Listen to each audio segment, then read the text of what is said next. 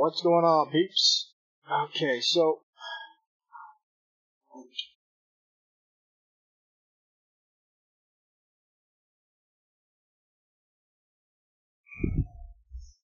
yeah, I need the light on a little bit.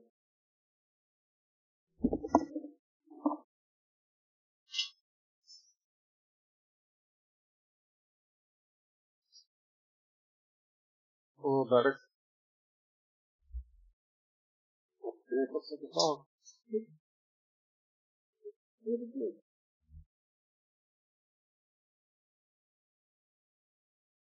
Oh, the black is... Shouldn't do that.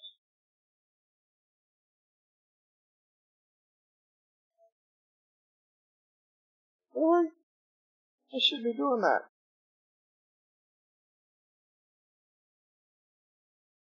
What the hell?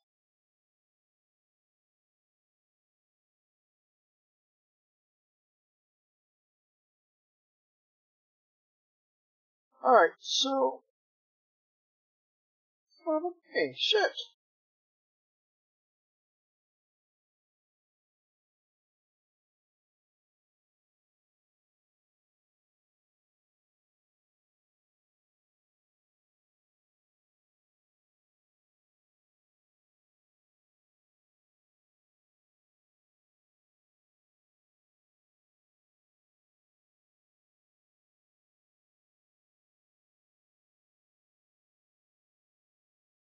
Just rid of a little bit of it. There we go. Get rid of a little bit of it.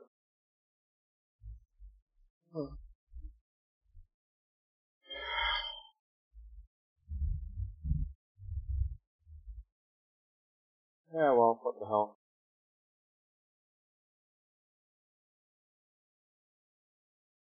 Alright, so... Let's introduce...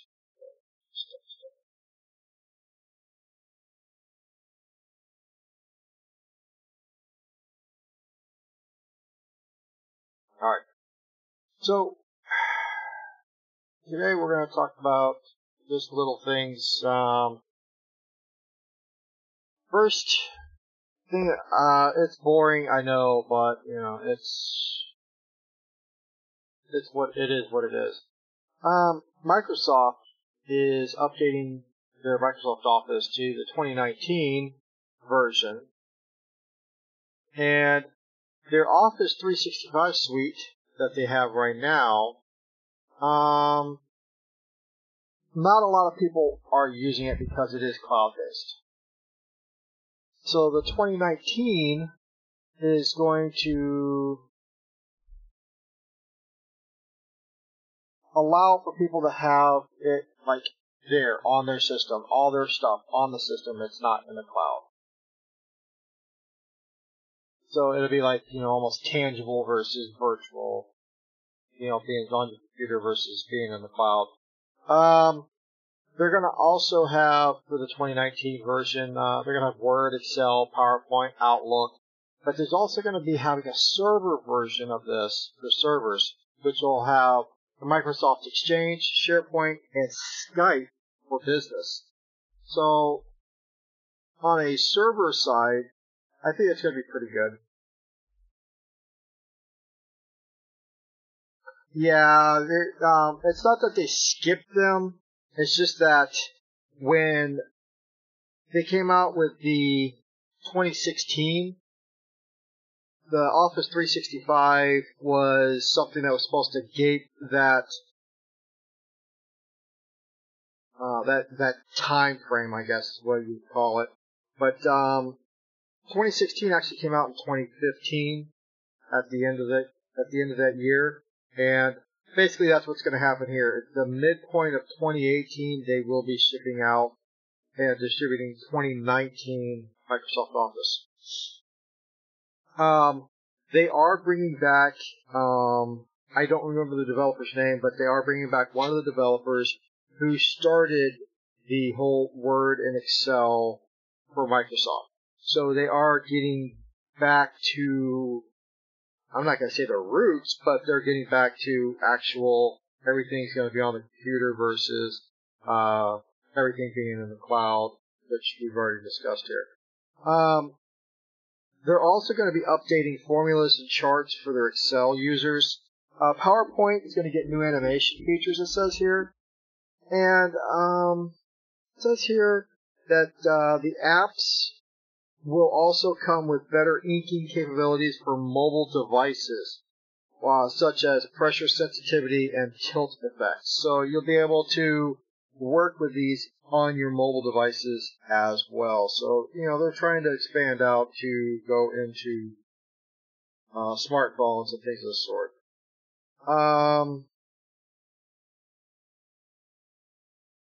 They are talking about, yes, I'm sure it is.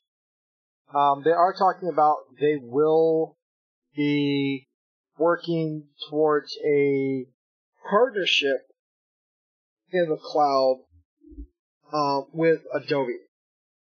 And we know Adobe's got their Creative Cloud garbage. I honestly don't like it when it comes to having everything in the cloud. I like to have it localized right here on my system and not have to worry about the cloud getting hacked and then somebody getting your stuff. And then it's just I don't like it. I don't like Creative Cloud. That's why I'm not using Creative Cloud for any of my Adobe stuff. I'm just using the stuff that was given to me while I was at school. I'm still using the exact same stuff. So, there will be a bunch of IT features included in the Microsoft Office 2019, as well as server upgrades to improve what they call the usability, voice, and security for the for Microsoft Office on their server systems.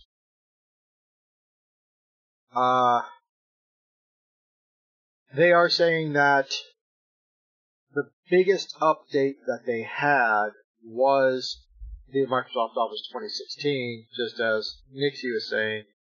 But the 365 was their in the cloud patching from one to the other until I guess they could come up with something a little bit better than what they had now, which is the 365. 365 does suck pretty bad.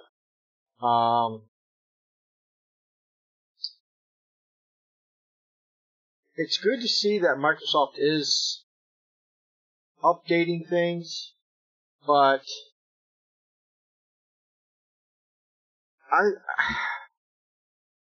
it's like they're wholeheartedly relying on Microsoft Office to keep the ship afloat, in my opinion, because with the shipment of 2010, or Microsoft Windows 10, excuse me, it was not as welcomed as you would expect it to have been, only because of all the bugs and glitches that were in it when they distributed it, and still forced people basically to get the 2010 or Windows 10. And the 2019, I'm really hoping that they have the upgrades that they're talking about having. I'm hoping that they do have them. With Microsoft Windows phones being a flop, they put a lot of eggs in that basket. This could be something that's going to keep them afloat a little bit longer. Nope, I still do not want to go to Windows 10. I will not go to Windows 10. I will stay on Windows 7 until time is I'm just going to change over to Linux and say, okay, I'm not going to deal with Windows 10. I hate Windows 10. They had that, what's that called? The Creators Edition, something or another, Creators Update, whatever the hell they called it. It broke a lot of machines. And then they say, oh, it's not our fault. But, with the Windows Phone becoming a flop, it did not go as planned. They had to go another direction, and Microsoft Office 2019 is that direction, and they ended up bringing back their developer who started Microsoft Word and Excel. I mean, they are in desperate, in my opinion, they're in desperate need to pick up doing something better. And hopefully it's not a flop. I really do hope it's not a flop, because I do like the Microsoft Office. The 365 I could do without. It doesn't make anything for the normal everyday person. It doesn't really do much for you. But for businesses, I can see the 365 working where inter-office or between between your business here and you have a satellite office over here, and the cloud allows you to work, in collaboration with each other. I can see that, but yeah, 365 isn't just for us normal people. Anyway, that was something short, boring, nah. But, look for it, start looking up the information on it, look to see if it's something that's going to be working for you. Now, when they upgrade this, if anybody writes something in the Microsoft Office 2019 and you're still running Microsoft 2016, you're not going to be able to read any of that. It's going to be, spotty at best of what's going to happen. It's not going to be able to reverse, work. You're going to have to, if you're running 2016 and somebody's running 2019, they can read what you wrote. They can edit what you wrote, but you can't do the reverse. So, basically forcing you to update and spend more money. Thanks a lot, Windows. By the way, Murder is going to be on his way. I'm not sure when just yet, but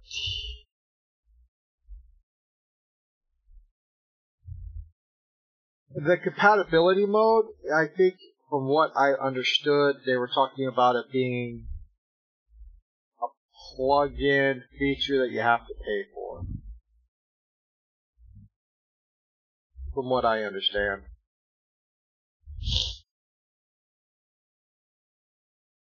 But, I mean, they're going to try to make their money wherever they can. And it's a tech business. And tech businesses are always evolving. So, they're not going to look back and try to fix something back then. They're just going to keep moving forward with it. And compatibility mode, eventually, they're not going to have a compatibility mode anymore. You're forced to upgrade to the new stuff.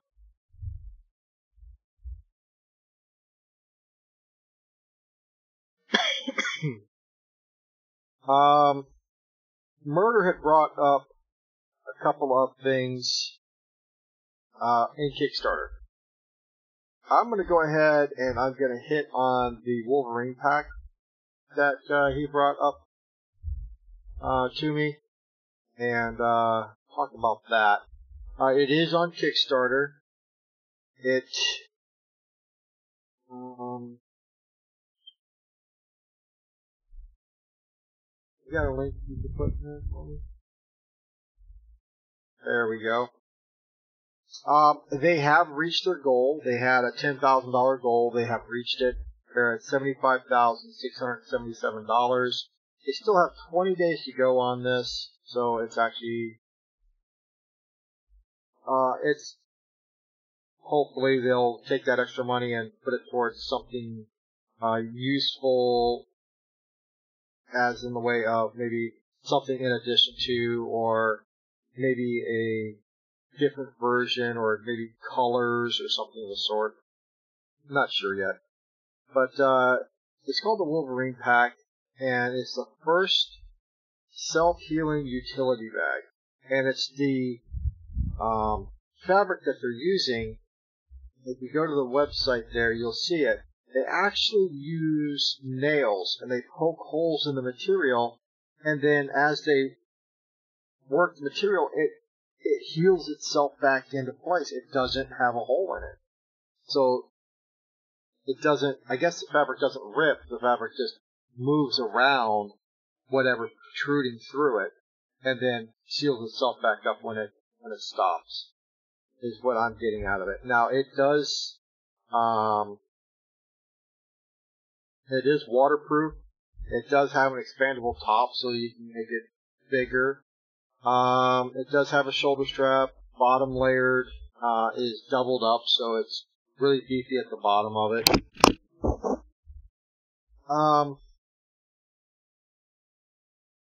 I can see this being a product that would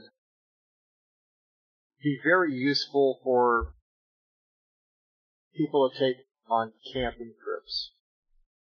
If it's waterproof, you can take it on kayaks with you, and if it falls in, at least you know your stuff's still going to stay dry. So, I mean, that's a good thing.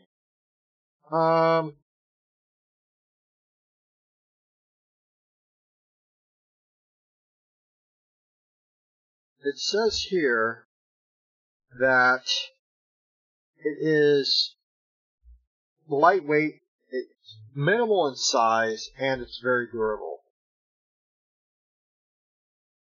That is true. If you want to create a bug out bag, you could use these, hang them up in your closet, so when you're ready to go, you've got everything already in a waterproof bag, or excuse me, water-resistant bag. A water-resistant bag, so you could grab it and go.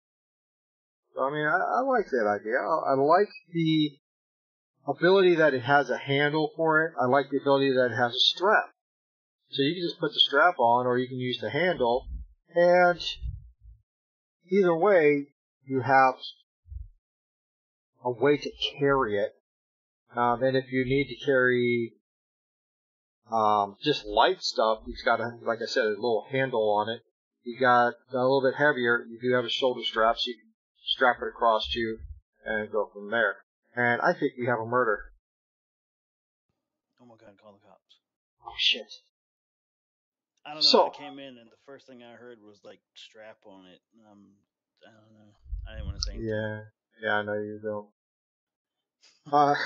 We were talking about how you came up with the Wolverine pack on this Kickstarter that you showed up, that you sent to me, and we were just going over that. We already talked about the Microsoft Office 2019 and its capabilities. I missed that one. Yeah. The boring part. So, kind of for me, just kind of real quick recap. Yeah. Your opinion, worth it or no? Because the 2019 edition of Office will not be cloud-based, I think it will be worth it. Okay. But it will also be used as far as in the ITs and for server upgrades. It will help a little bit there. Plus, with the 2019, you're going to have the ability to use it on your mobile device. Ah, nice. Yeah, because for school right now, we have the Office 365 they give us. Yeah, and I hate a copy of, which gives you, it gives you, what is that, Office 2016 that you can download, but I mean, yeah, half of it's cloud-based, so it's like, I don't really care for it that much. So I was hoping 2019 would be a little better, kind of back to how they used to be. Yeah, I mean, eventually,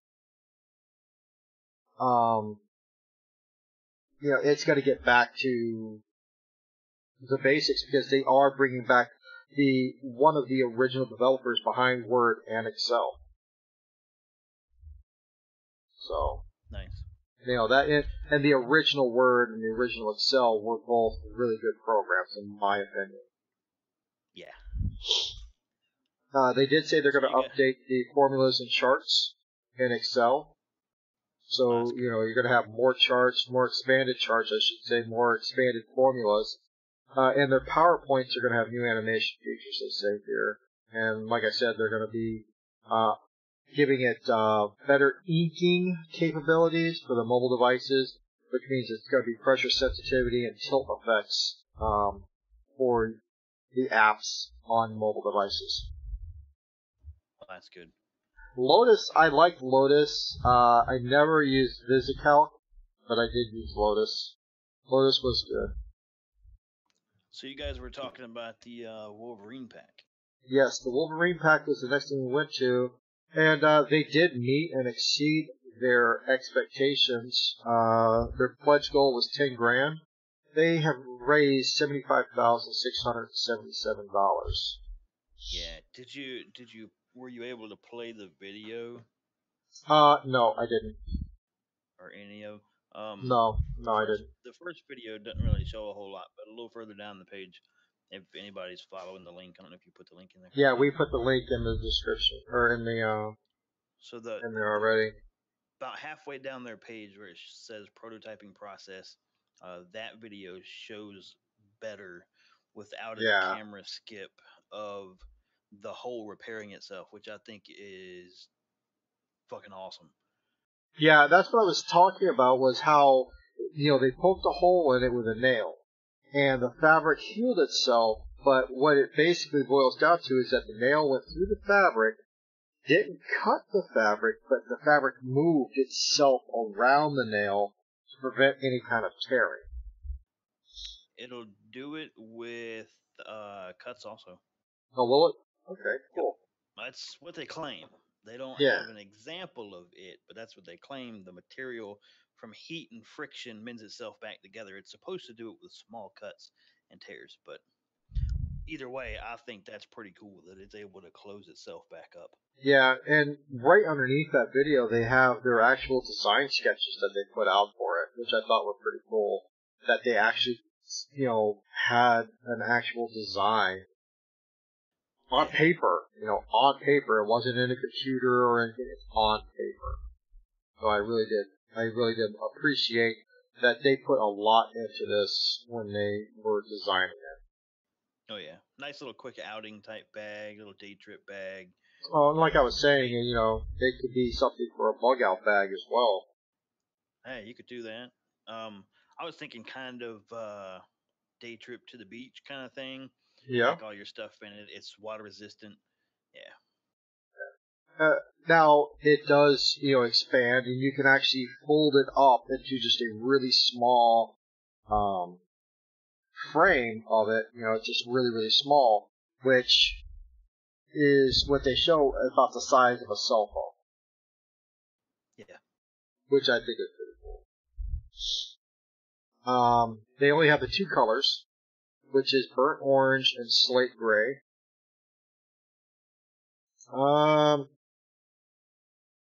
And I'm only gonna make a joke about it, but you know, it's really not that great of a company if it's coming out of California. Nothing great ever came out of California. So, Florida oranges came out of California. Oh, they did not. Yeah, they did. Yeah, they did. I have taken an entire truckload of California oranges to a manufacturing plant or a packaging plant in Florida and watched them dump them, repackage them, and stamp the box Florida oranges. And I have watched where I had a driver take oranges and take them to California to make orange juice. Yep. Right out of the orange groves. Yep. It's because ours was better. They say here that if Wolverine is successfully funded, we will make sure everything goes according to plan to meet the promised deadline. We have manufacturing, operations, and logistics set up and ready to go. We've already visited our manufacturing partners to discuss any potential issues with using fused fabric, which is the fabric that heals itself. Although we do not see any direct risks and challenges, there are always unforeseen obstacles that may present themselves during the production process. We hope to run everything as streamlined as possible and also ahead of schedule. I think it's a cool idea. I like the design, and I really do hope that it, once it leaves Kickstarter, it gets rolling, and you'll start seeing it in the local stores.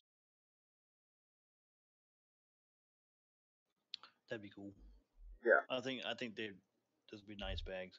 As long as they Yeah. don't, and the prices on the Kickstarter look okay. As long as they don't raise them anymore, Mm-hmm.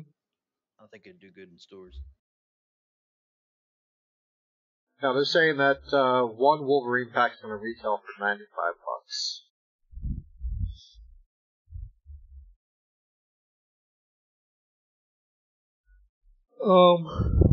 Holy shit.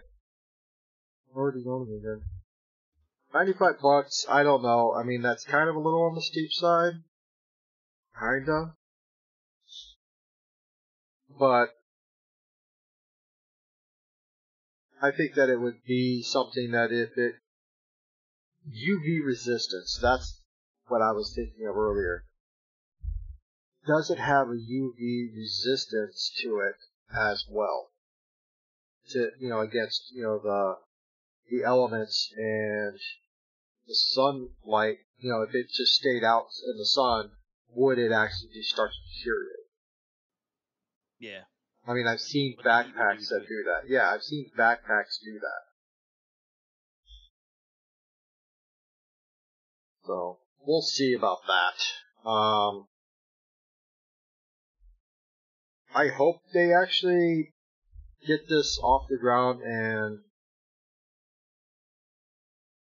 get this into stores and get this sold. I mean, looks like a really decent product.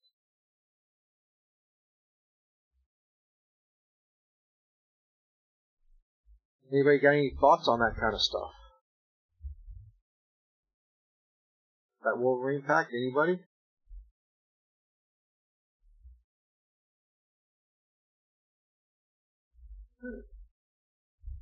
We're moving on. We are talking about the Primax VR headset. Murder brought this to our attention before when they were the first 4K VR headset. Now they are the first 8K VR headset. Yeah, Jeff, I can't see myself paying that much for that. There are a lot of people who won't pay that much for it. And it's one of those products that, if it's proven itself, eventually I could see paying the money for it. For like myself, I would build my bug out bags and stuff of the sort. But, as it stands right now,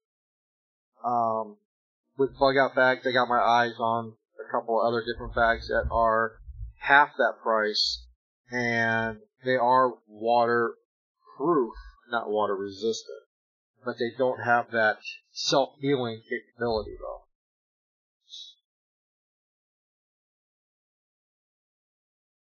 But yes, Murder brought it up about the 4K headset, last year, wasn't it? Roughly about last year? Yeah. Not Early this quite. year. Yeah, it might have been early this year. I think it was early this year, first month or two of the year, maybe somewhere in Yeah. But now they're coming out with the first 8K VR headset. And their goal was $200,000. They are at $1.2 million already. That's amazing. And they still have 32 days to go. So, this particular product, since they've reached the $1 million mark, they've already had 2 items that are on their unlock list of things that they're going to add in. And at $500,000, there was an additional face cushion, just in case I guess the first one wasn't soft enough for you. Put a second one in there. And then at the $1 million, it unlocked the standard head strap upgrade to the head strap with earphones. So you would have these little headset that would just kind of just lay on your ears as you had your headset on for the VR. Which kind of makes it a little bit more immersive for you.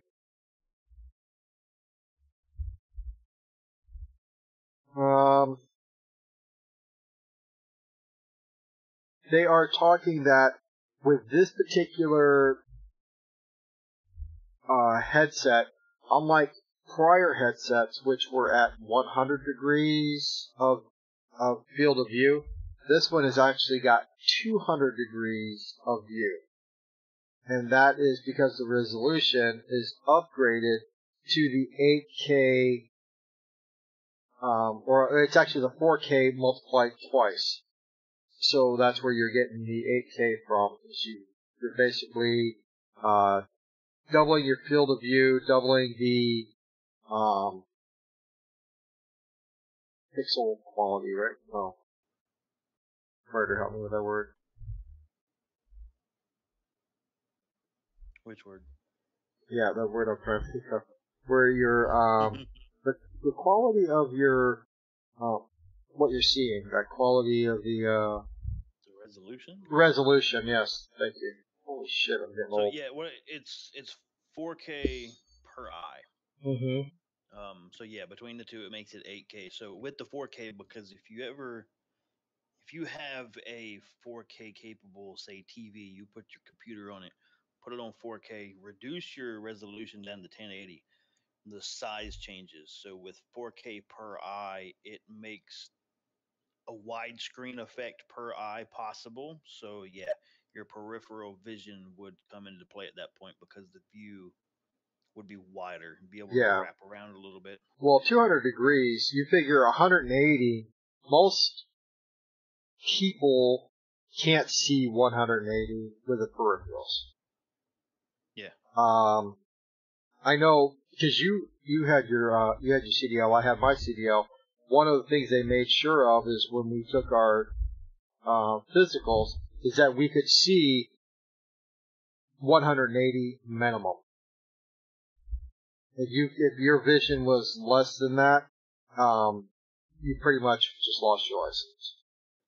Yeah, well, hell, the military alone, you had to be able to see 180 at least. Yeah, and see now you're adding another 10 degrees to one side, another 10 degrees to the other side of that widescreen effect that you were talking about. I think that it has the highest resolution to date now with this headset, and it has the latency of less than 15 milliseconds. So it's more responsive, so when you're turning your head, or you're looking up, or you're looking down, or any of those types of things, you're going to see things a lot faster than, say, the other headsets that are out there on the market.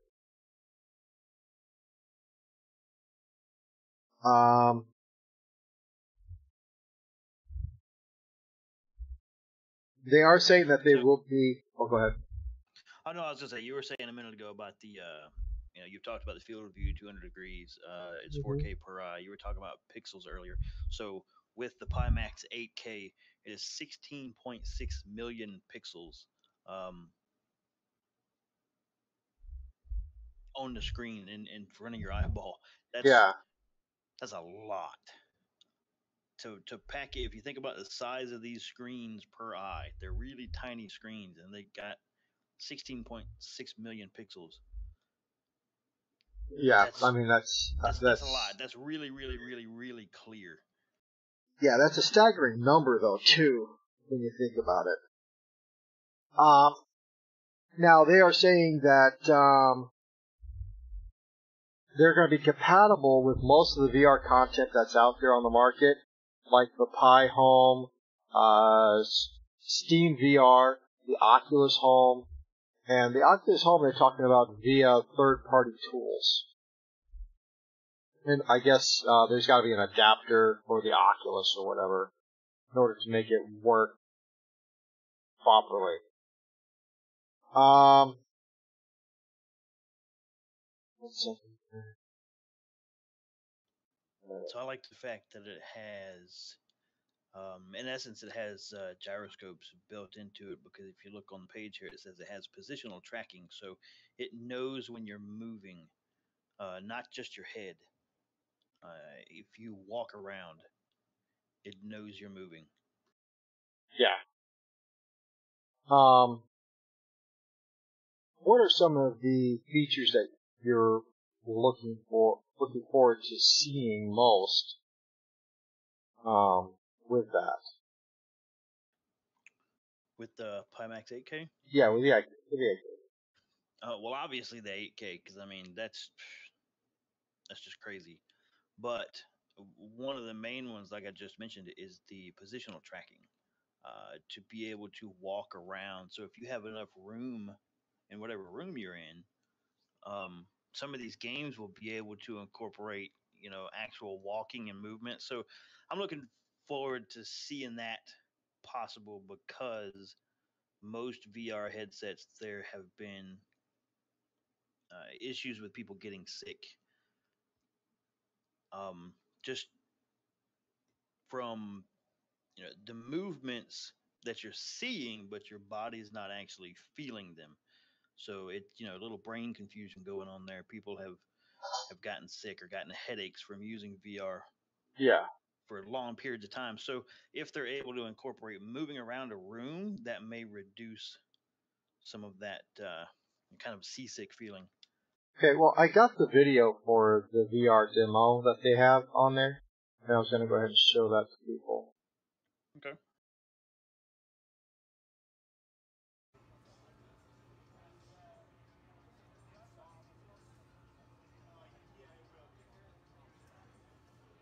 Tell us what you felt, what you saw, what did you think? Oh my God, it was surreal. It was Fantasia of VR. Wow. Volume's kind of quiet. How did the headset feel? How did it look? It I was just comfortable. I didn't even really feel disoriented at all. It was it was just fun. It was like learning how to, like with different hand movements, to get different effects.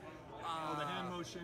Yeah, and it was almost kind of like when you're at like a light show where it's like the different colors, slowly change. This it was almost like the type of particles or effects that were going, it would just like slowly go. But if there was a way where you could control what it was, like you do a certain hand movement or gesture to get one kind of effect, and then to do something else to get another. If there was some sound too, some spatial audio where it would be like... We actually do have speakers. Oh, okay. Maybe I just didn't have the headset on. They're not hooked up, but we do have it. Something to look forward to next time. Yeah, John, you should see this. So what did you think? Oh, so all the particles were quite cool to see. Yeah? I figured out the mirrors. Or not to see. Well, I say all the polygons and the particles shooting from my fingers. That's amazing. It did really amazing amount of improvements since I saw it in CES, right? That was only 9 months ago. Right, it only had... The hand tracking is awesome. Right. The resolution's higher, so good work. You've been busy. Yeah. You didn't show me all the ways, Master. Okay. I'm like trying to figure it out.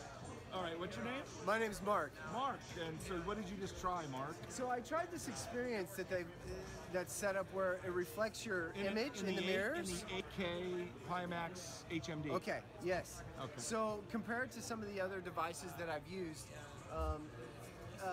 there's no pixelation, zero pixelation. Awesome. Up close, the movement of the particles is pretty phenomenal at the rate of movement that it occurs.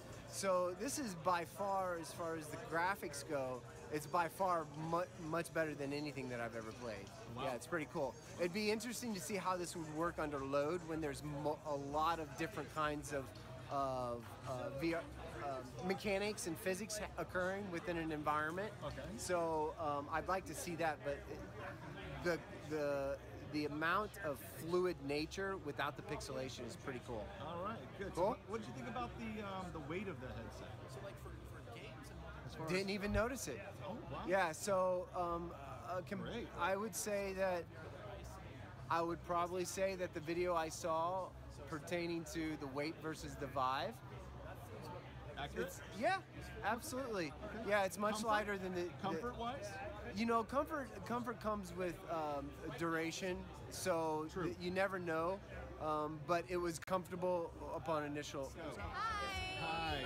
So you just tried the which one? The Pimax 8K. Yes, I just did. So what did you like the most about it? It was the view. It was amazing. It was a lot wider than I expected. Like when they said 200, I was like, but wow, that was mind blowing. And what did you think of the picture quality? Picture quality is very good, actually. It felt you're in that world, you know. It felt very real. Wow. It felt like you're totally in there. That's what we like to hear. Anything else that you want to add? The weight, that was very light, very light. Wow. Like I was kind of skeptical about this. Like when I saw the size, I was like, Right, it's gonna be heavy. I'm like, no, it's gonna be like an air placed on my head or something. But it was very light, so that was a key point. Okay, so upon seeing that, a lot of people were talking about the weight. I mean, you look at it, it looks kind of, it doesn't look, it is huge on the head. But people were talking about how the weight wasn't that bad. Now, Justin said that I've never tried VR except for the Google Cardboard. Yeah, I would say that the true VR experience is different. Now, I did a competition for a VR game put on by Microsoft back in March. And that the headset wasn't very bulky, but it was heavy on the front of the head. Now this here, I mean, it's huge in comparison. I mean, you got something this big on your head, whereas I had something that was only this big, and it was weighing the front of my head down. And so trying to hold your head up when you're not used to it, it wasn't very comfortable, I'll tell you that. With the system becoming 8K, I mean, there's really not much more that could go with it. I mean, 8K, you know, what's next, 16K? Well, you never know. I mean, you might as well just be reaching over and touching somebody and be done with it. Holodecks, there you go. But,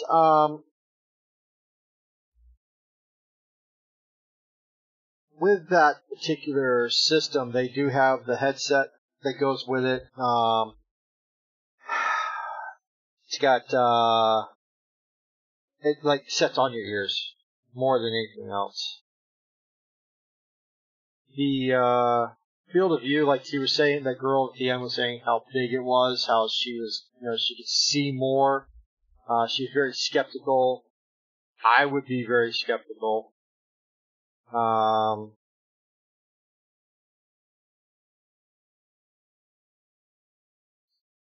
What would be an expectation from you, Murder, as far as when you're actually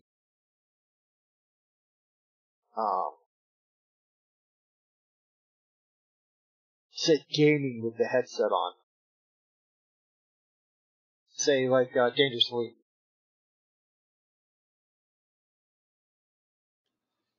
I'm not sure if the little hand control things are required. If they are, I'd like to see them not be required. Yeah. If they're not required, I don't know. I mean, that thing, I mean, honestly, it's pretty loaded. Head tracking, movement, all sorts of stuff. Yeah. It's got the headphones built in because they hit the $1 million mark. I mean, it's already got a lot. I mean, if the hand control things that come with it aren't required for, say, Steam VR games and stuff, you can use keyboard, mouse, whatever. I don't think I'd have any other requirements really, except I don't know if I had to make up a requirement that might be cool for it. Voice commands maybe. Okay. Yeah, I could I mean, see that. other than that, I think it's got everything it needs really. Now, they say they're using laser tracking technology. That technology makes it so that while you're walking around with this on, it's tracking where you're walking, if you're turning. Obviously, your head's going up, going down, tilting left, tilting right. So, with this particular type of technology that they're using, the ability for the Steam games where you don't have to be like, what is it? I don't know the word I want to use here.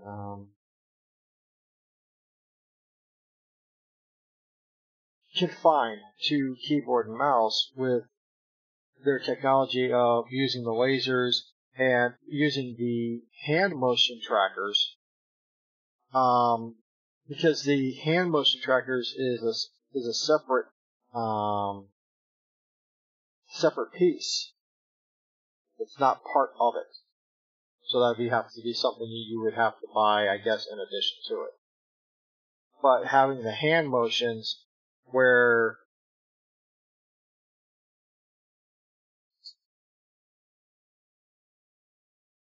in Elite Dangerous, I think when it comes to using the hand motions, I don't know if that's going to be a good thing or a bad thing. Yeah, I mean, Because, it all depends on how they're set up, I guess. I mean, I'm kind of curious now of, wearing this headset and playing a game like Elite Dangerous, because there are so many controls involved with it.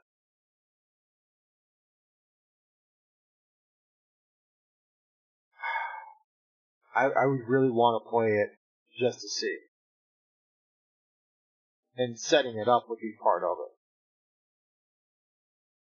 it. How much setup is there going to be involved?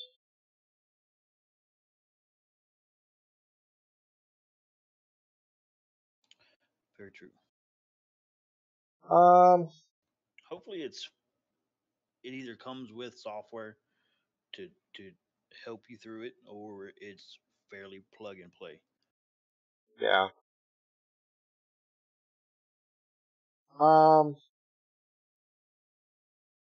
They are saying that the refresh rate per eye is 7590 megahertz. And then if you're using Brain Warp, it's 150 to 180 hertz per eye. That's pretty quick. That is.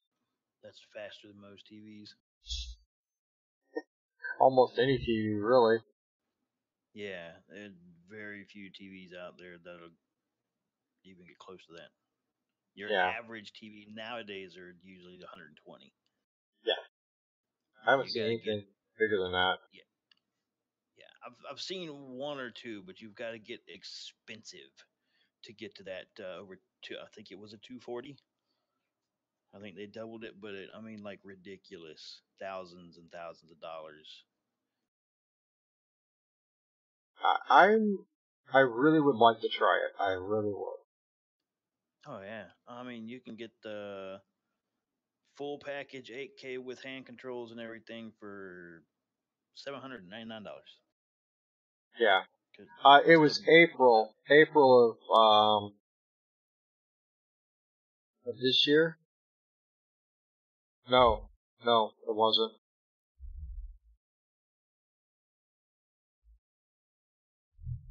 It was February of this year is when they started with the 4K, and then in January the 8K was revealed at CES in January of this year.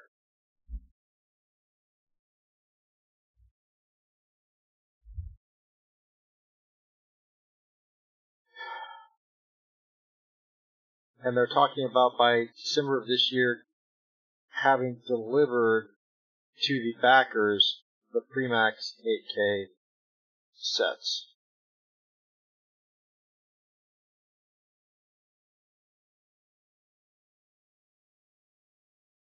Wow.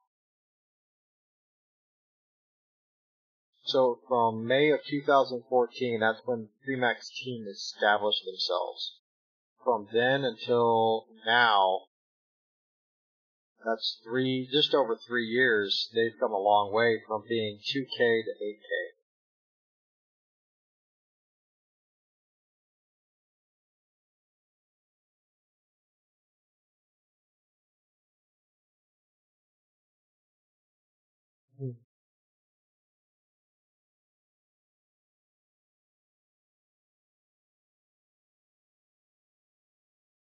Oh, and they have a 5K version of this. Yeah, slightly cheaper. I didn't see that until just now. I was just looking at the prices that they have for it. I was just noticing they have a 5K version, so. Most of them, if you look at those prices, it's only like $100 less. Mm-hmm. So, I mean, if it's $100, I'm going to go 8K. I mean, if you've got the money to get a 5K, I'm sure you've got the money to squeeze an extra $100 out. Just go for the 8K. You know, if you just go ahead and just pledge the $10,000 that it says here, you could just go ahead and get 14 sets of the 8Ks or the 5Ks of your choice, deluxe packages. So you have the remotes, you have the headset, you have the tracking, you got the base stations, you got all of that. That's only 10 grand. What the hell? That's all. No big deal. Yeah. Chump change. Yeah, I know. I'll get that. I'll get that out of my wallet. You know, it's over in the vault room. So, who's looking forward to 8K VR gaming? I mean, I want to try it. Oh, yeah. Now, we know Death couldn't do it. Oh, Jesus. Ass Pucker Central right there. You get a dino run up on you in VR, dude, he's done, like cardiac and all. I ain't gonna lie. 8K. Could you imagine turning around? A fucking Carno or T-Rex running up on you in 8K VR, I would probably pass out myself. I'm sitting here thinking to myself, you're busy, you're picking the berries, you know, from the berry bush, and you hear this dum dum dum dum, and you turn your head, and there's just this raptor right there. Mouth open. Rah! Yeah, that's it. I'm screaming, and I will probably actually run out of the room. Hey, hold on. What would be even more funny is if your wife comes into the room and she touches you at the same time you turn your head to see that damn raptor. Just start swinging, trying to punch the raptor. Get away!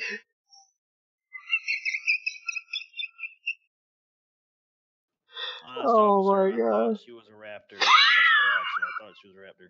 You could. There would be no talking your way out of that, man. No. Whew. Yeah. That's okay. My wife's sitting behind me laughing right now. Yeah. And Cersei's over here with a big grin on her face. I bet you she's thinking of, like 7 Days to Die or something of that sort. Can you imagine 7 Days to Die? You turn your head and you got these zombies chasing you down. They're like right there in your face. Now, Elite Dangerous would be completely badass in It would. 8K VR. Oh yeah, it would. Definitely be. I mean, it would. I mean, even if you just had yourself a station like that one we did the show on, where we were talking about the station that had the screen that went all the way around in that 180-degree screen, that would be pretty cool.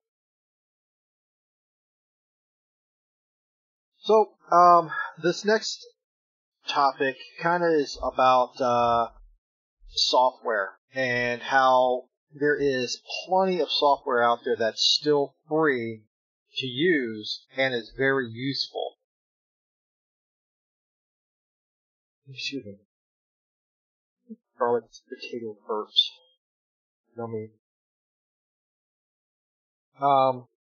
Now, they're free. And there are, we'll go to the first one here.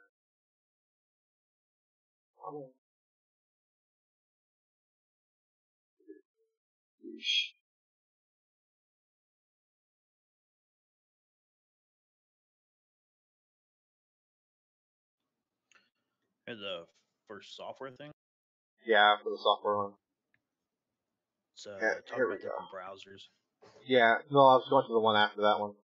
The browsers, okay. you know, all the browsers are free. I mean, it's just, you find which one you like and you go with it type thing. You know? Yeah. The only thing good Internet Explorer is good for is for downloading Chrome and Mozilla. Oh, it's good for.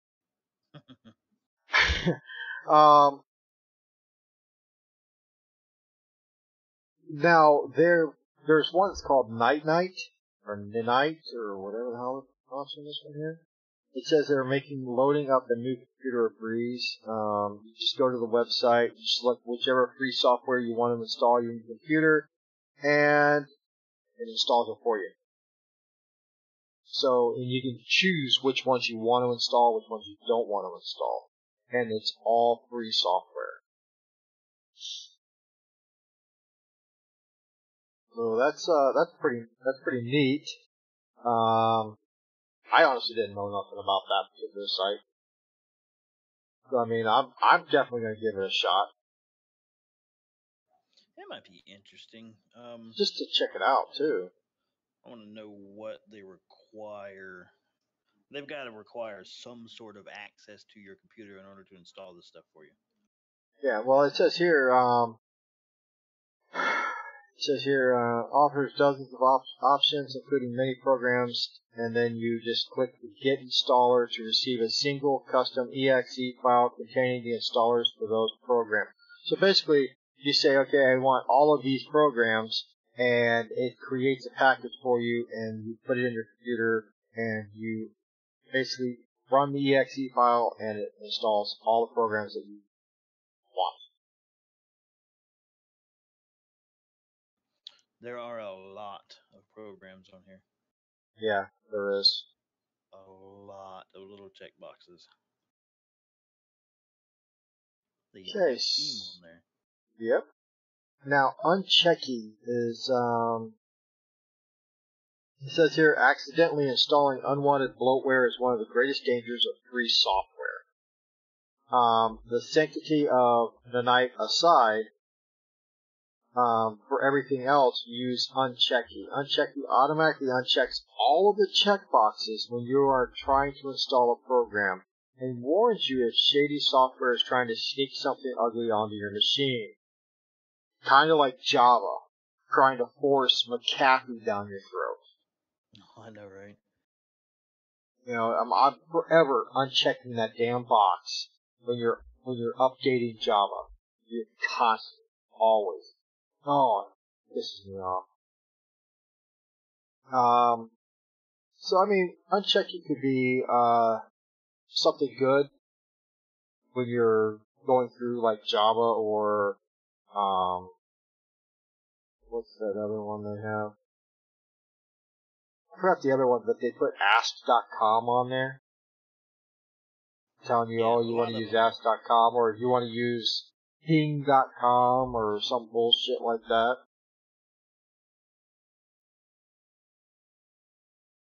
Yahoo free toolbar.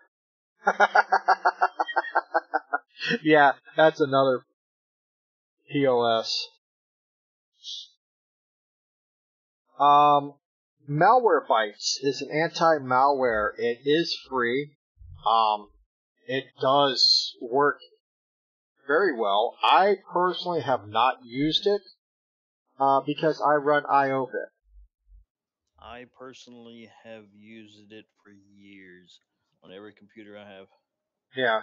And see, and I've always used IOBit, and it's always worked for me. Never had a problem with it. I've never heard anything bad about Malwarebytes, so that's a good thing.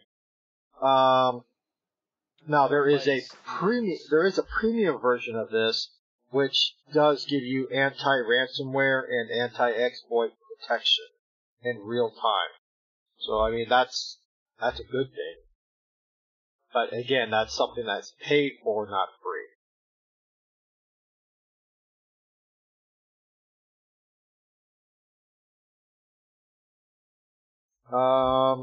The next thing was the PC decrapifier. That is exactly something that you could use when you get your first PC. If you buy a pre-built PC, is putting this on there and getting rid of all the garbage you don't need on your system and freeing up all the resources.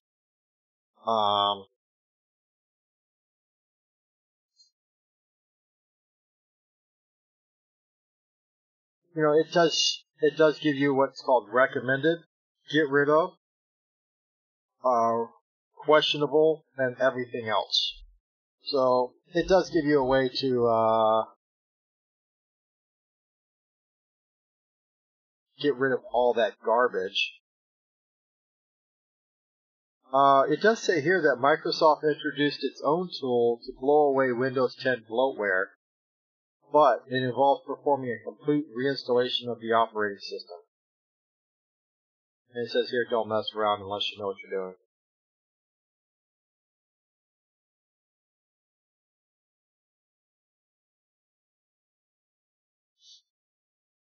Yeah, I could see that being something I would use on somebody's computer if they brought it to me, just to see what kind of garbage they had on their computers.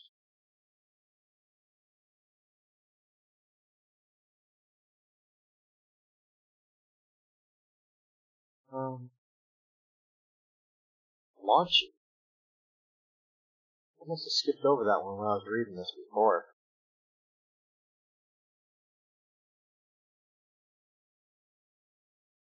Okay, so Launchy is an app launcher, basically. It looks like it works for Windows only.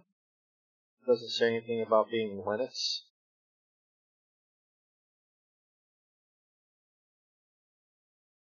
And it says here you can activate software far faster than navigating Windows, even if you use the Windows key to search for an app by name. Launchy can do much more than open any file or folder in mere seconds, but it can shut down your PC or even kill processes and perform math calculations with the right plugins. And it is donationware, which means it is free, and the developers just have it out there, and if you want to throw them a few bucks, you can.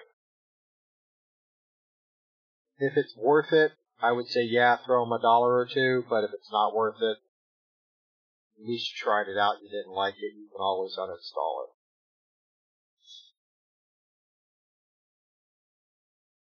I might give that one a shot, just to see how well it works. 7-zip. People use 7-zip to unzip files. I use AllZip. I've been using AllZip for a long time. And so 7-zip is the same thing. It's just an unzipping software. And you can zip and unzip with it anywhere and everywhere you want. Here, you know, it shows a little picture. It says you can add an archive with 7-zip. Or you can compress a file and email it using 7-zip. It's the same thing that had I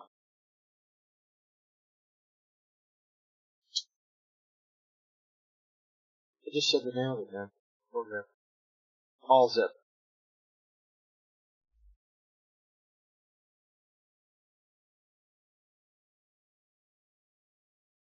And it says here you can even send an encrypted 7-zip archive with a password to send them securely. And you can do the same thing with all zip.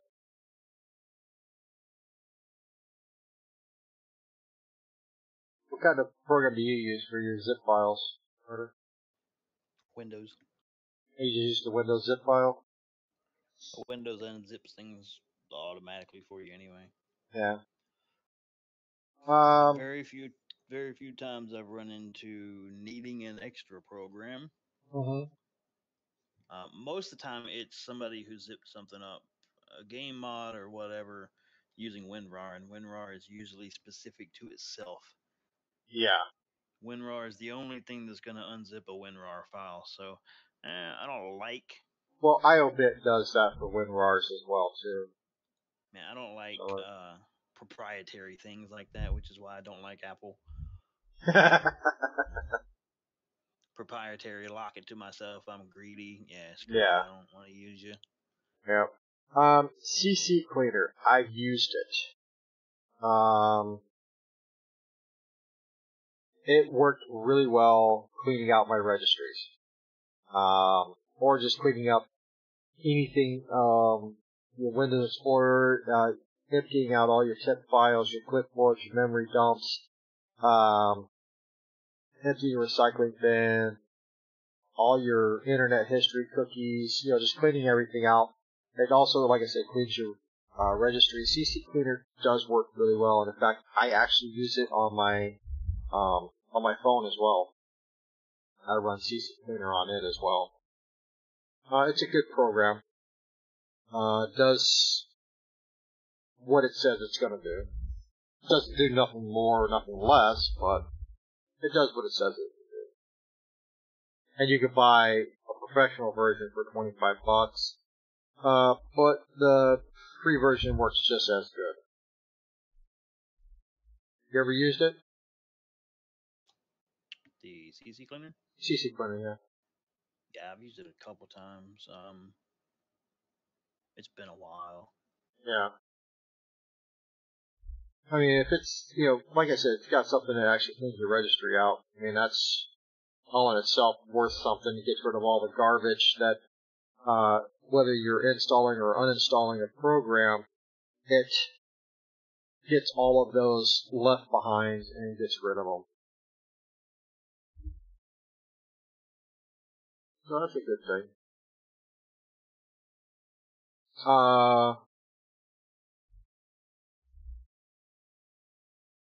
Yeah, I put it on your tablet as well, Searchy. VLC, I use it for all my videos. I don't use anything else. I don't use the Windows Media Player. I don't use anything. I use VLC because it does allow you to play any videos that are downloaded into video files that you download to your system. It says here that Windows 10 has a prickly problem, unlike Windows 7. It's incapable of playing DVDs out of the box. Your PC might have a DVD playing program installed if you bought a box system, but if not, the simply wonderful VLC media player can play your flicks, music, podcasts, whatever. It is free, and it does play Blu-ray discs as well. You just gotta kind of mess with it a little bit. But I use it. I installed it on Search's laptop. I have it on my computer. And I found that it plays much better. The audio, you can mess with the audio if your tracks are off. You can always mess with the audio a little bit, put the tracks back in and play with it. You can set up playlists, so you can set up different movies you want to play in it, and just hit play, and it'll play all the movies in the order that you put them in the list on that playlist. And it is a free player, so I mean you can't really argue with free. Well, you probably could. But have you ever used it? Me? Yeah, you. I use it and Windows, depending on what I'm doing. Gotcha. For the longest time, I was actually using VLC to play my intro video, because at the time OBS didn't have that feature, playing videos. So I had to use a window capture and put VLC there, and it would set it on loop, and I could loop my little intro.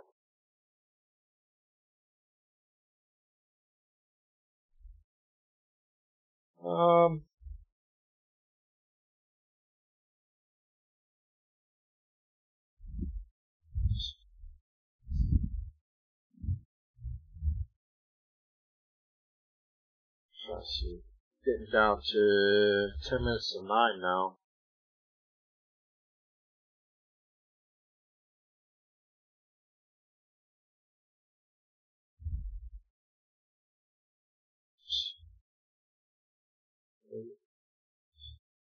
Paint.net, never used it. It is an image editor, similar to Photoshop, but just doesn't have all the neat little tools that Photoshop has.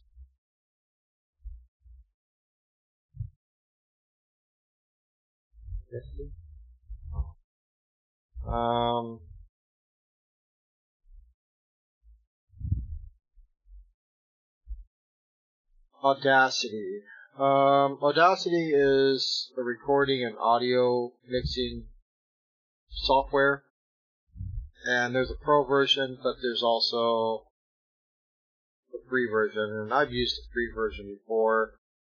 It takes a little bit of getting used to use it, but I think it does a good job. I don't know if you've used anything like that before, Murder? No, I haven't. No.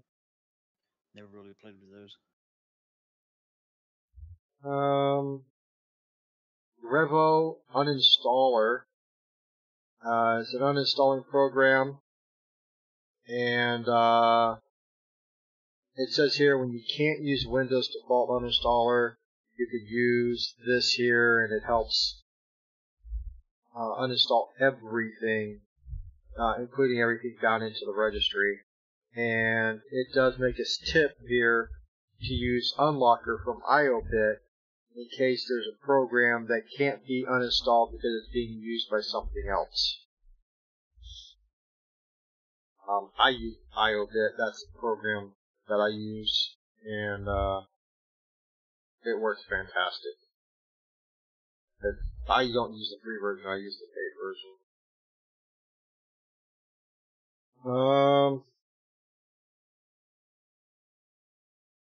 There's an undelete program. Pyroform is the same people that brought out the CC Cleaner. They have an undelete program.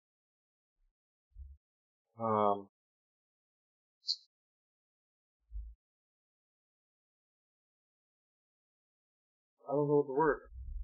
It's just an undelete program. If you delete something, you want to bring it back. Recover. Thank you, baby. I couldn't even think of the damn word. But yeah, you can recover anything you deleted if you didn't really mean to delete it.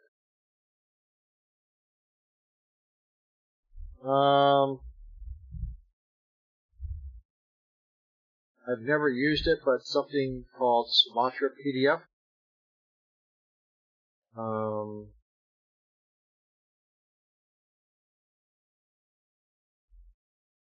It's the basic function of a PDF reader, is what it says here. I've never used it myself. Have you used it before? No, I've used Foxit. Foxit? Yeah. Yeah, Foxit.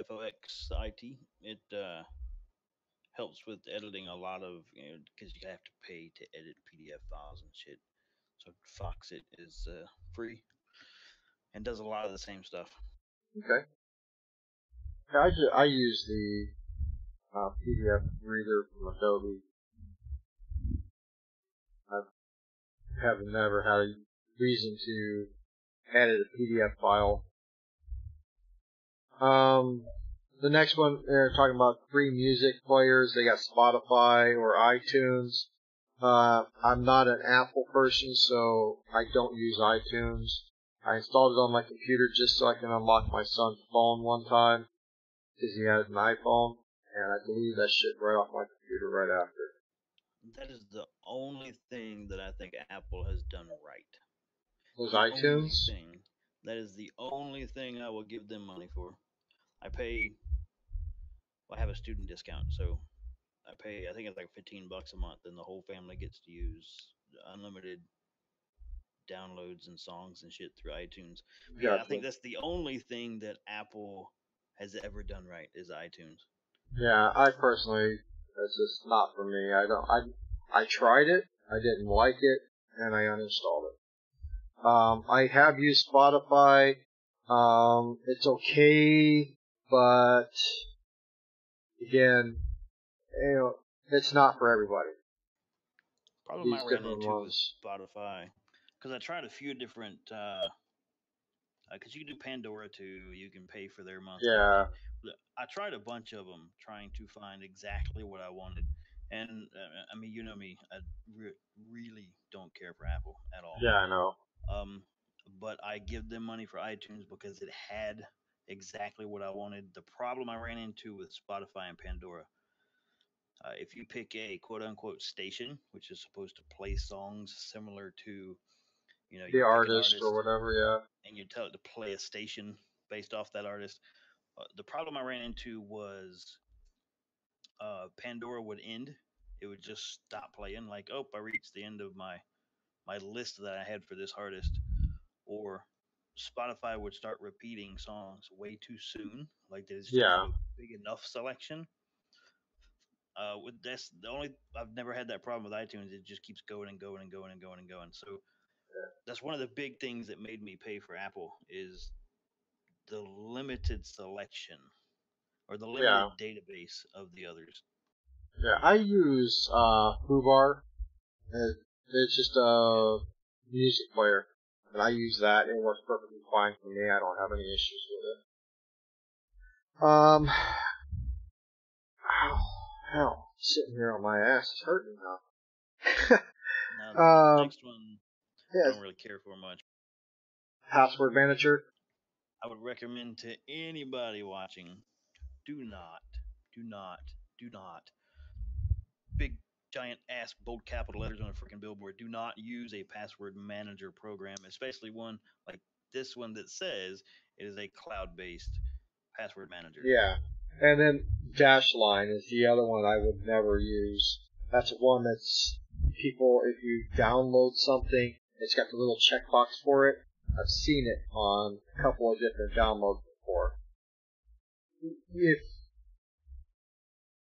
If you need a password manager, write the shit down and keep it off to the side. Don't put it on your computer.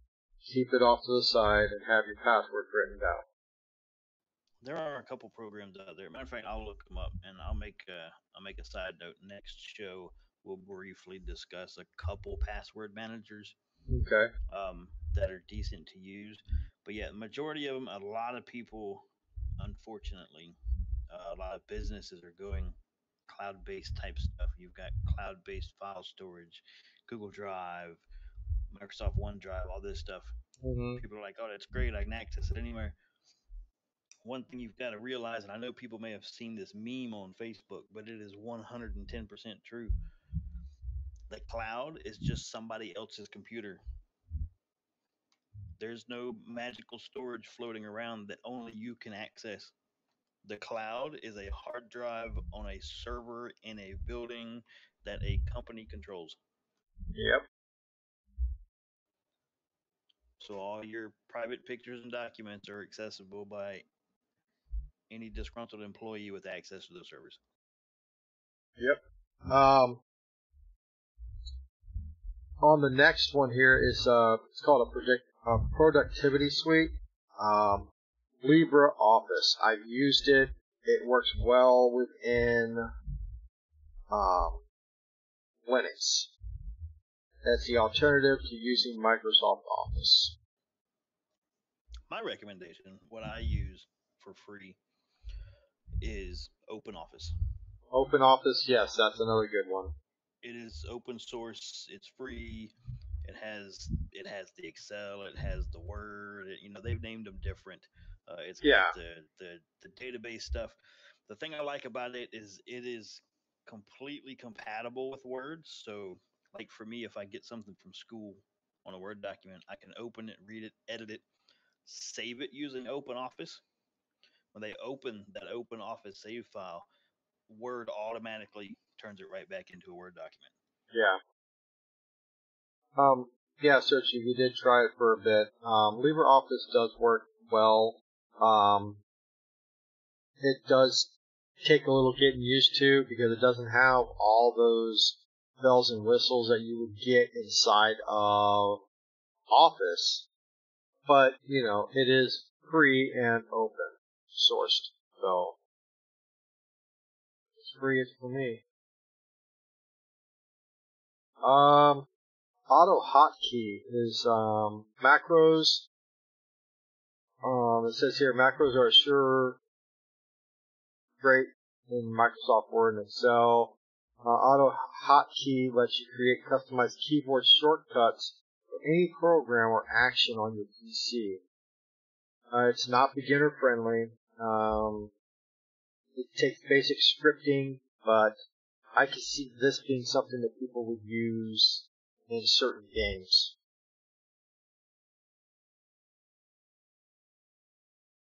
To get an advantage over people.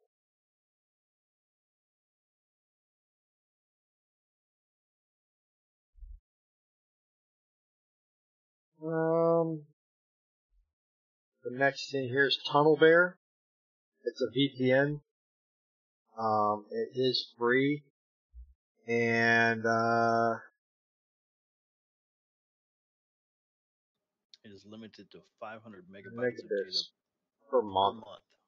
Oh hell, I could use that up in about 10 minutes. Yeah, it's not a whole lot.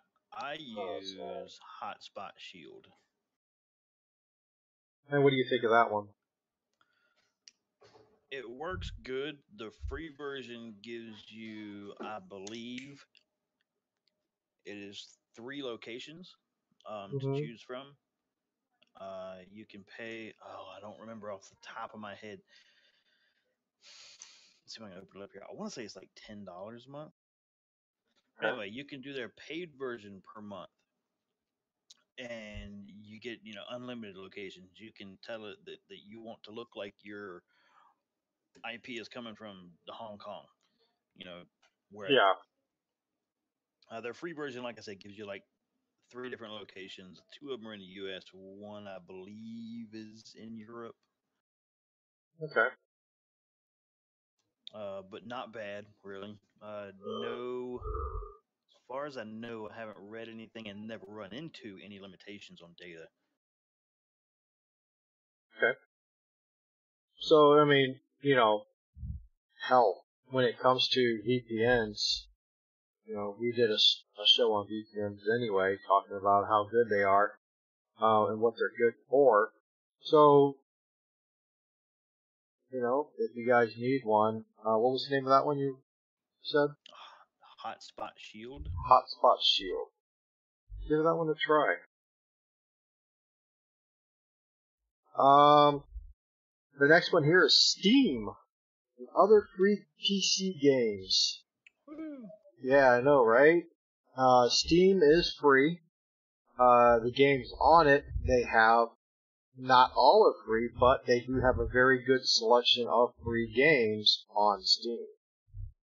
So, I mean, that was another thing we did a show on was the, gaming and how you can game for free.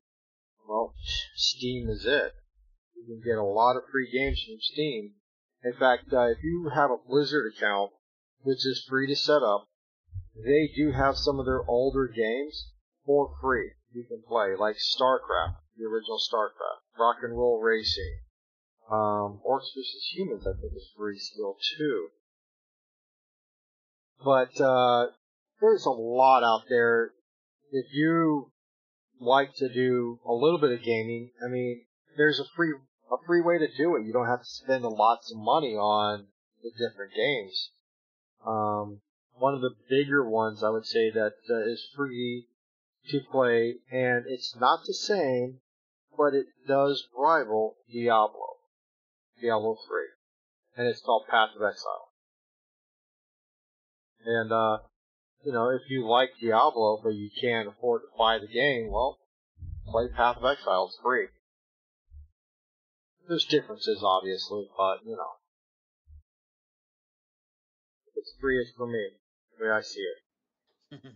I like Path of Exile. It's actually a good game. It is. I got it. Searchy has it.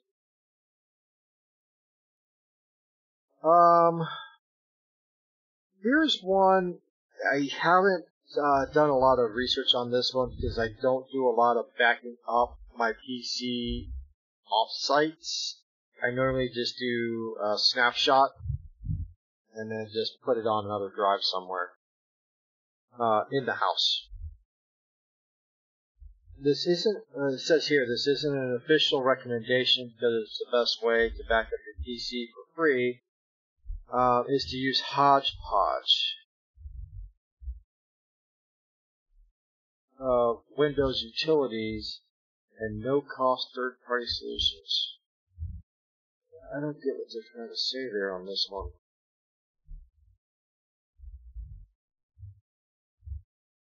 I say just make a snapshot of your system, put it on, just get yourself a small external hard drive, and you just, whatever data you want to save, just snapshot it to your external hard drive, and then you've got a deal there. I wouldn't use online backup services myself, because then again, what if you got banking information on there, and you back it up to the cloud, guess what? Somebody has, access to it. Yeah, you can't trust anybody, any company, no matter how secure they say they are. We have the best security in the entire industry. Your stuff's safe with us. Yeah. I'm sure Equifax thought that too.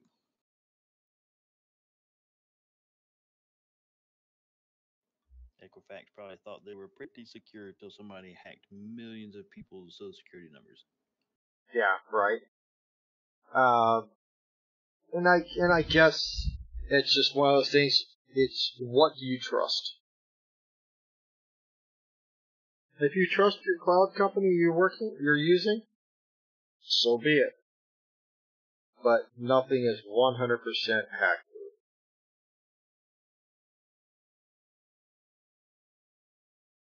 So I think that was the end of the list. Now, I was going to say, go ahead. I say what I would like to do for everybody listening. Put some things in the chat or send them to us on Discord. Of you guys have the list from the Ninite. Did you link the ninite.com? No, I didn't. I'll go back to it though. You guys send us messages. However you want to get a hold of us, send us messages. Let us know if anything on these check boxes interests you. If you have questions about them, what does this do? Is this better than this? Send us a message. Let us know. The next show, if we have responses from people, I think the next show we cover some of them because there are quite a few really good free programs in these check boxes. Yeah, there I is. was just noticing, they've got an AVG, which is decent. I don't care for it much, but it's used a lot. It's good. I've used it. Malwarebytes, Spybot. The two that I use are Malwarebytes and Spybot. Anyway, so I mean, it's on there. Avast is on there. That's just some of the spyware and malware programs, but a lot of free document programs, a lot of media programs. If you guys have any questions about them, which one we think's better, or any recommendations, or anything about any of those on that list, send us a message. We'll if we get messages, we'll cover them in the next show. Yeah, definitely. And I mean, there are, like, Murder and I use TeamViewer. Oh yeah, a lot. I mean, a lot, and it's free. And I use it to work on my mother's computer, and she's in Georgia. I use it to access my server. A couple of times I've used it to access the server that the games are on.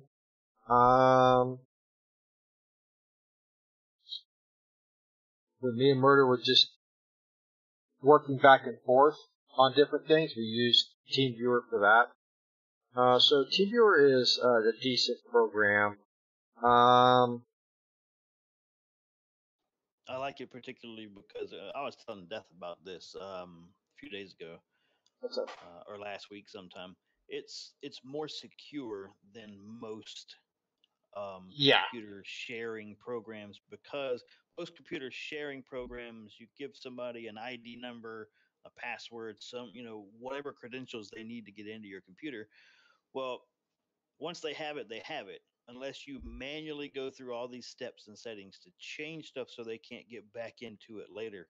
With Yeah. TeamViewer, it's like the guy's done looking at your computer, you click one button, and it It's completely done. changes your passwords and ID numbers and shit, and they can't get back in it That's without the new right. ones. I mean, just a single click, all done, doesn't change your settings, just changes their ability to get back in. And you can actually set it so that,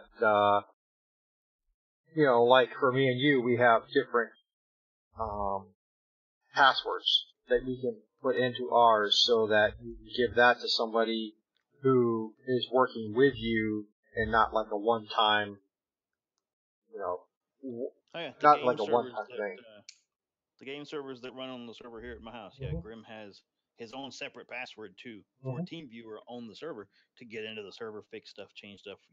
That way he doesn't have to have my password. I don't have to give him the new password all the time. Yeah. He's got exclusive access to it, and you can set that up for individual people that you trust. Yeah, exactly. I'm looking at the list, and like you said, there's a crap ton on here that really would be Yeah, I was looking at them useful. as we were going over some of the other stuff off that other site, and it's like Yeah. there are a lot of them really that are, depending on what you want to do, there are a lot of good free programs on here. Yeah. Well, I use the Python. I use Notepad++. I use Putty. I was going to look into Eclipse, but I never did. And I use Visual Studio Code. So under the developer tools, I use quite a few of those already. Yeah, I have Notepad++, what will I use on the files for the server, Mm-hmm. and Putty and Visual Studio Code for school stuff. We've played with Eclipse a little bit at school, but not a whole lot. I'd have to mess with it some more to get familiar with it. But Yeah. a lot of good stuff on this list. So, like I said, if any of y'all have any questions, have any comments, or want a recommendation, want to know how one of them works, let us know. Yeah. I've used a fair number of these, and I have looked into a fair number of these, and I would tell you that almost every one of these that's on this list will help you one way or another, depending on what you want to do. And they're free. That's the biggest thing. It's free.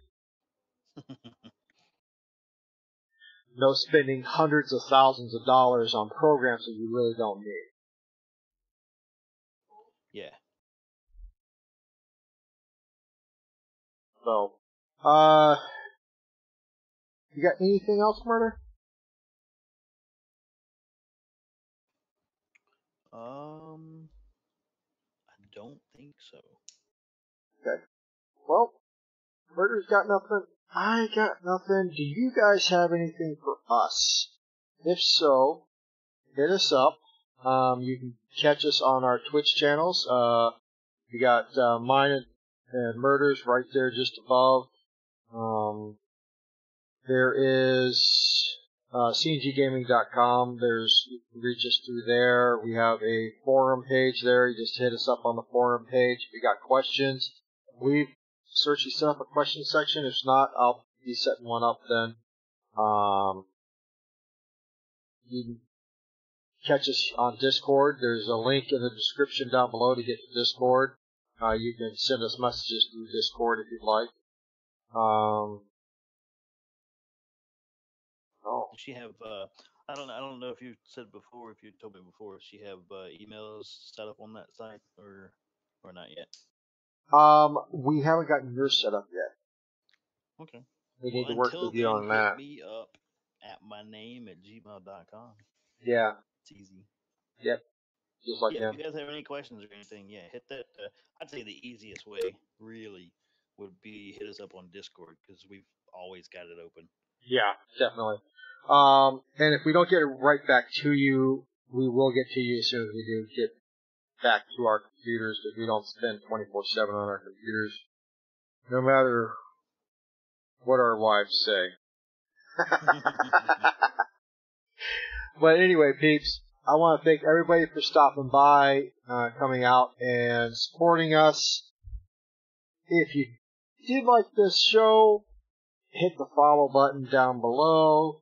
Hit the follow button on Murders Twitch TV. It's www.twitch.tv/murderinspree. Or you can hit me up at twitch.tv/Madapally. And like I always say, peeps, friends don't let friends game alone. Peace.